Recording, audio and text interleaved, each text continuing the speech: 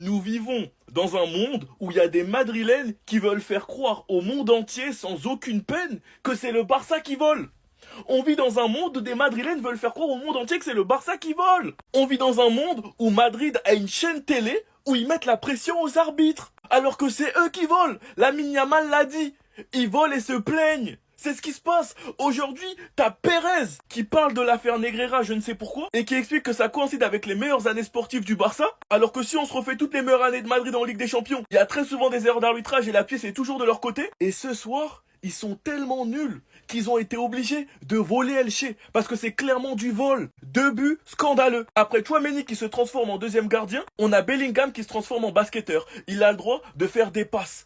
Il a le droit de faire des passes de la main. Je savais pas qu'on avait le droit de faire ça au football. Et 0 révision.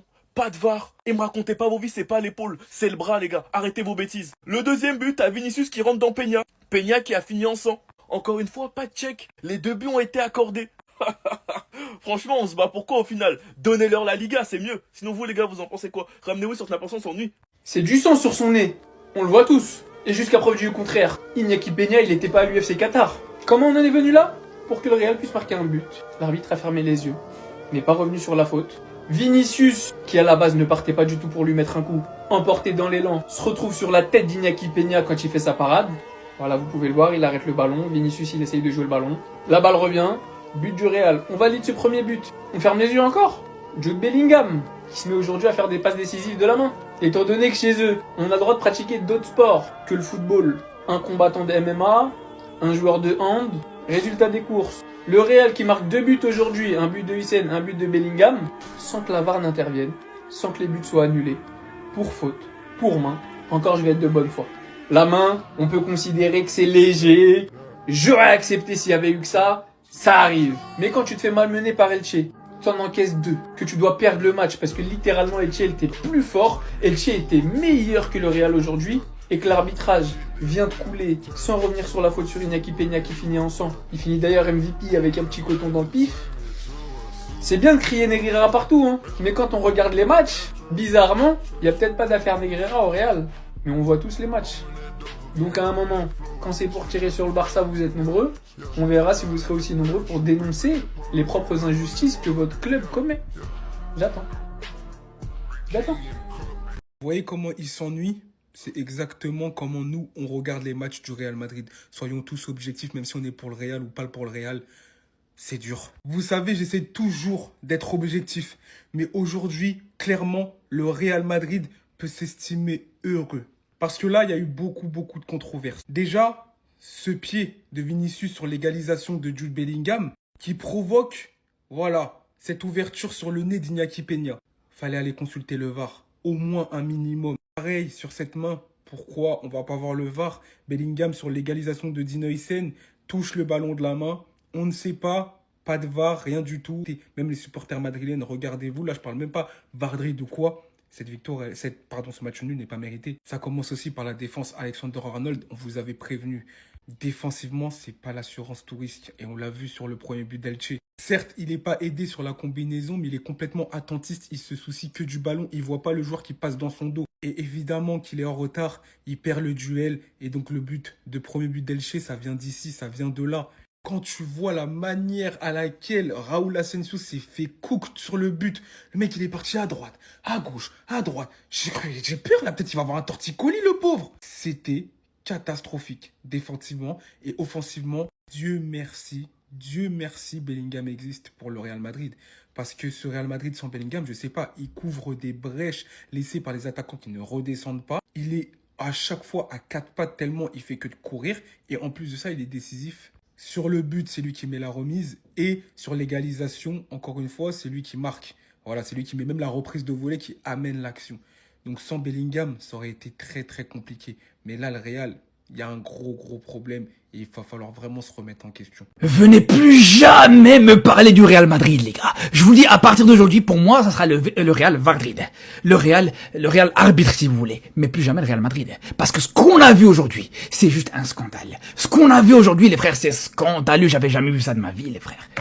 Est-ce que vous avez déjà vu dans votre vie un but qui a été accepté, qui a été validé, où t'as clairement le gardien qui se prend un KO. Le gardien se fait assommer et juste derrière, ça continue à jouer dans le plus grand des calmes et ça va marquer. Et l'arbitre à aucun moment n'est choqué.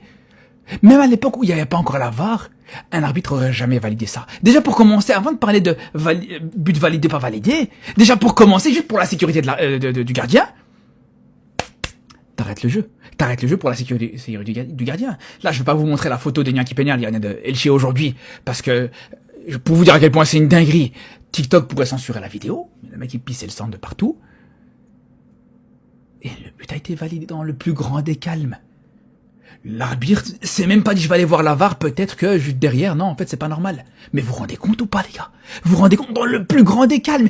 Et je vous parle même pas du premier but au final, voilà, qui a été validé avec une main de Bellingham, ça ne choque même plus, c'est devenu normal. Avec le Real Madrid, ça ce genre de choses c'est devenu banal. En fait toutes les équipes du monde, quand elles sont mauvaises, quand elles sont pas bonnes dans le jeu, etc., elles perdent les matchs. Sauf le Real Madrid. Le Real Madrid quand il est pas bon, t'as l'arbitre qui peut rattraper un petit peu le niveau. Je vous avais dit quoi les gars? Allez voir le TikTok que j'ai sorti plus tôt dans la journée. Je vous avais dit, ouais, les Madrilènes, toute la journée, toute l'année, ils nous parlent plutôt de Negreira, alors qu'à chaque match, tu vois des dingueries par rapport à l'arbitrage, et je vous avais dit même, vous allez voir ce soir, il y aura des dingueries par rapport à l'arbitrage. Retournez voir cette vidéo, les gars, vous allez voir les frères. On l'avait anticipé parce que ça nous choque même plus, les frères. C'est ça le problème. Quand je pense que Florentino Pérez et les Madrilènes osent parler d'arbitrage, mais tous les matchs, il y a des dingueries en leur faveur. C'est n'importe quoi. 2 buts pour le Real Madrid aujourd'hui. 2 buts qui auraient dû être refusés. En fait, ça choque qui? Ça choque qui, sérieusement? Vinicius qui envoie littéralement son tibia dans le crâne d'Iñaki Peña sur le 2e but. Ça gêne personne jouer. But accordé pour Bellingham. Bellingham qui nous envoie une passe décisive avec son bras. Magnifique la précision du bras. Heusen peut marquer son but tranquillement, ça ne sera pas revu à la VAR. Vous êtes le Real Madrid. S'il vous plaît les Madrilènes, arrêtez de parler d'arbitrage avec nous. À tous les matchs, il y a des dingueries en votre faveur. Il n'y a pas une fois où vous laissez du répit aux arbitres. Tout le temps, il y a une affaire. Tout le temps. Je me suis dit, peut-être ce match, il n'y aura pas de dinguerie. Parce que Florentino Pérez, il a fait des fortes déclarations sur Negreira aujourd'hui.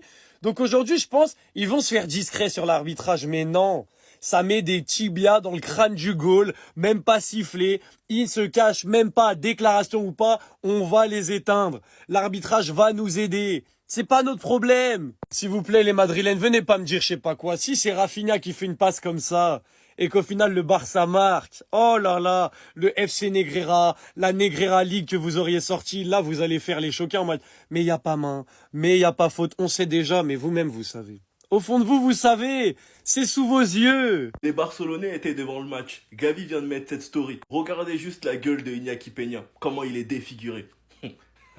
Les gars, je sais pas quoi vous dire. Si j'étais madrilène, j'allais avoir honte. Mais dites-vous qu'il y a des gars dans mes commentaires qui vont venir et qui vont me raconter des bêtises. Les gars, on est chez les fous. Je veux jouer la carte de la folie, je vais déchirer mon maillot. Qu'est-ce que je dois faire? Qu'est-ce que je viens de voir? Je dois me mettre de l'alcool dans les yeux, c'est pas possible ce que j'ai vu. Ceux qui s'en souviennent qu'ils ont une bonne mémoire, moi je fais pas partie des gens qui ne regardent jamais les matchs et qui parlent. Je regarde tous les matchs du Real et du Barça depuis des années. Et j'ai eu un flashback du match contre Almeria, où ils ont fait une remontada face à Almeria, mais ils les ont volés, on se rappelle du match. Plus de la main de Vinicius, il s'est passé sur coup de pied arrêté, enfin bref, on s'en souvient tous. Et ben c'était la même chose ce soir face à Elche. Croyez-moi que ce match, il va faire du bruit. Parce que bizarrement, il y a une embrouille entre Pérez et Tebas aujourd'hui sur Twitter. Le soir même, on nous balance ce match honteux. En tout cas, Peña, moi je t'applaudis pour ta performance. T'as dégoûté Mbappé de la même manière que tu l'avais dégoûté au Barça la saison dernière. Et je le répète encore une fois, comme l'a dit Lamine Yamal, ils volent et se plaignent. Dites-vous que leur président a aujourd'hui parlé de Negreira pour voler comme ça ce soir. Sinon vous les gars, vous en pensez quoi? Ramenez-vous sur la personne s'ennuie. De parler encore, de parler. Regardez, de parler. De parler. Regardez bien l'action. Il passe le ballon de la main. Ça veut dire son biceps là, c'est ça qui passe le ballon.